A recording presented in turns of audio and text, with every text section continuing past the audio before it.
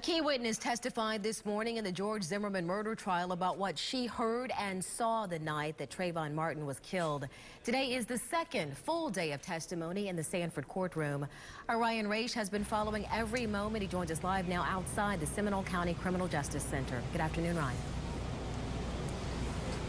Yeah, just a few moments ago, the judge recessed for their lunch break. But all morning, the state called witnesses that either heard or saw the shooting of Trayvon Martin. One of them is a former Olympic runner who reluctantly relived that terrifying night. I heard from my window, pop, pop, pop. Dramatic testimony this morning from a crucial eyewitness. Looking out her bedroom window, Jane Serdyka had a front row seat that February night to the scuffle between George Zimmerman and Trayvon Martin. Prosecutors played her frantic 911 call. I don't know what's happening. Someone's on the ground.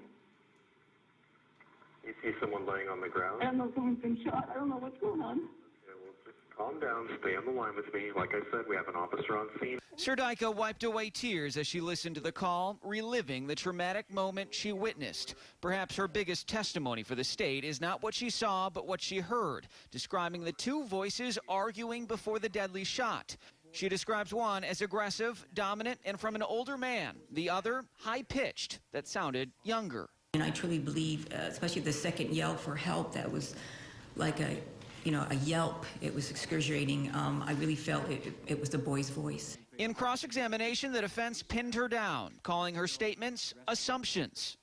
But you don't have any independent evidence of that, correct?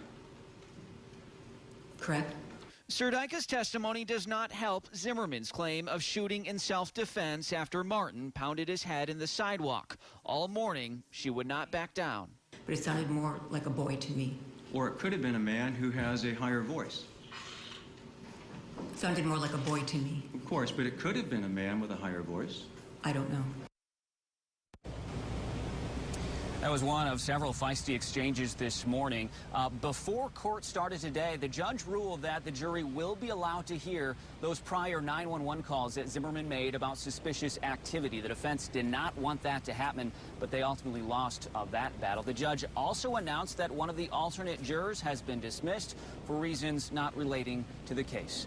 Live in Sanford, Ryan Raish, ABC Action News.